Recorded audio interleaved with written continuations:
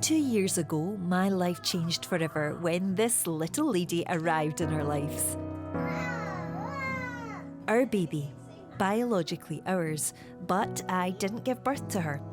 I live with leukemia, so my sister-in-law stepped in and did that for us.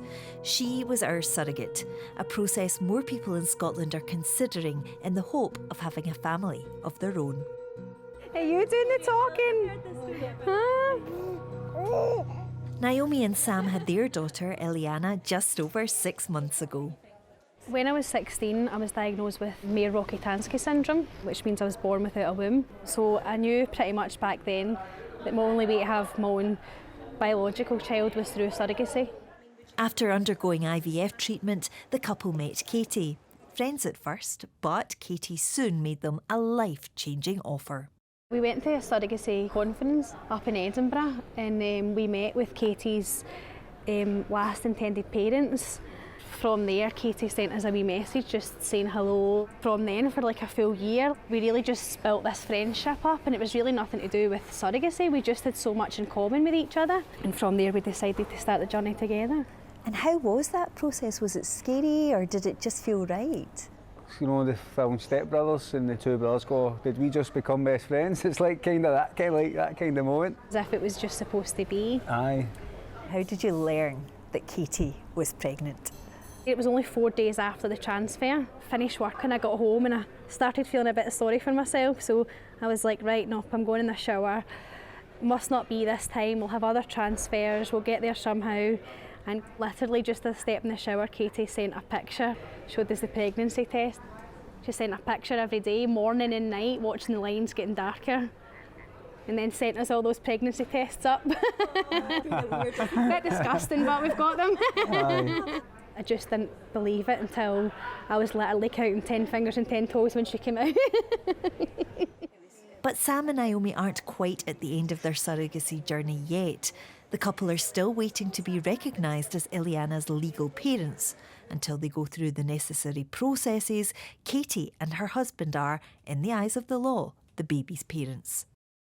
Eliana is our baby, and genetically she's ours. But then in the court of law, she's not seen as ours, and it's not really fair. We've kind of fought tooth and nail for her to be here. It's no fair on us as parents, it's no fair on Katie and Pat as surrogacy parents. It's crazy that we could go up to Scotland and say, do you know what, we're taking Eliana back. Not that and genetically, Eliana is not our child. So why the law should fit like that is just, you know, it's just crazy. For a lot of people, you know, who haven't been through it, one of the big things is, as a surrogate, you're carrying a child. How attached are you going to feel? Is that difficult handing them over? What was your experience of that? If I wanted to have my own children or any more of my own children, then I could. You know, this has gone into purely to help that couple. From the start, I knew that it wouldn't be a case of handing the baby over, it'd just be handing the baby back. Despite all the paperwork and procedures, Katie, Niomi and Sam have no doubts it was all worthwhile. Would you be a surrogate again? Never say never, I guess. Maybe one day Eliana will have a little brother or sister. I get so many setbacks, but now that she's here, and it makes it all worth it. It surpasses any feeling you've ever felt in your life, that she's here, she's healthy, and she just, look at a wee smile. Yeah, you know. Uh-huh. The legal hurdles faced by Niomi and Sam are not unique to them.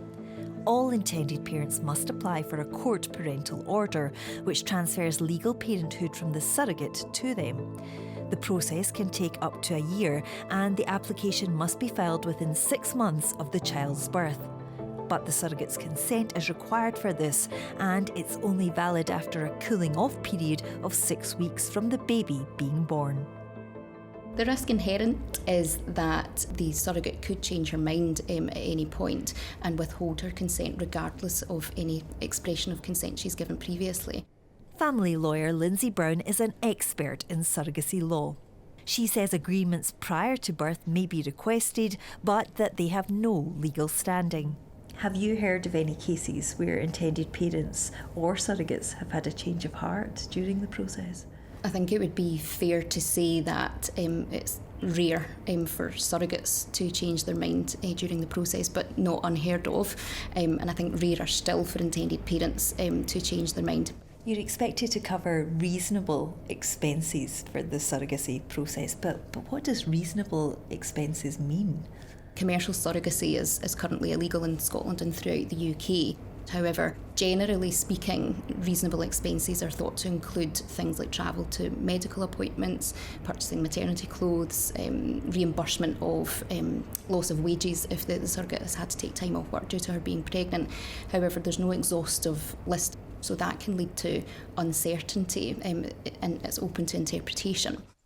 Surrogates in Scotland are typically paid expenses of between £12,000 to £20,000, but this varies on each individual case. Claire has carried 3 babies for 2 different couples. For her, surrogacy is an altruistic act. Most surrogates do not want it commercialised, they do not want to be paid for it. It would cut out a lot of couples who want to go down the surrogacy route. We just want to help a couple, and yes, we do get our expenses, but those are expenses. Do you think expenses should be capped? It's one of those ones where, you don't want couples being exploited for lots of money, but a surrogate doesn't want to be out of pocket either. We put on a spreadsheet our expenses so are available for the courts to see. And is that quite an awkward side of things to discuss? It's very awkward. Expenses is hard. I think the major ones is loss of earnings. Rich had to take a lot of time off when I had preeclampsia, so he got unpaid that time off, so that added up into our expenses. Claire decided she wanted to be a surrogate after watching a documentary. At the time, she was pregnant with her second child. And what was your husband's reaction when you went to him and said, I want to be a surrogate? Rich has always been really supportive. He started attending events as well and meeting different people. It was telling my work that I found quite funny, saying I'm pregnant but it's not actually mine. But the reactions was really positive and said, oh, that is just a wonderful thing to do. It's not only a dream for a couple, but it is for a surrogate too. Although surrogacy in the UK was first legislated on almost 40 years ago, the practice is still relatively uncommon. Only 9 parental orders were registered in Scotland in 2020, and the number has never gone higher than 18 in a year. This IVF clinic in Glasgow deals with 90% of the surrogacy cases in the country. It's been about 16 cases at any given time is what I manage. There's nothing better than knowing a couple and a surrogate, know them for 2 or 3 years, and at the end of it you get a baby. Nothing beats that. But it's a complex process to get there that requires specialist attention. There's the one area in the NHS where we do get referrals from the NHS because they say this is really difficult and we haven't got the resources to put into surrogacy. Dr. Marco Godoyne is the clinic director. He believes the rise in the profile of surrogacy in the media has led to more couples exploring this route. The biggest increases are in the same-sex male couples. What I think is a bit of an Elton John effect. Elton John and his partner did it. It made it much more mainstream, much more acceptable. So other gay men can now say, okay, look, it's out there. We have the courage to do it. But as the idea of surrogacy as an option to parenthood increases, so do calls for an update in the law. Marco is one of the several experts who've taken part in a joint consultation by the Scottish and England and Wales Law Commissions. Their recommendations will inform a UK draft bill expected to be published in autumn. One of the most notable proposed reforms, perhaps, is the introduction of a new pathway to legal parenthood, which would see the intended parents being recognised as legal parents from birth. And the surrogate would have the right to object in a short window of time after the birth. Most surrogates, I know they've just given birth, but do always strongly feel that it's really important for them not to be burdened with such a responsibility. The law just needs a complete overhaul. Everyone that's had fertility issues have gone through enough. It should be us for day one, like she's our baby, and nobody wants to be in that lingo, and we're just lucky enough that we've had a great journey and we've got a healthy noisy baby.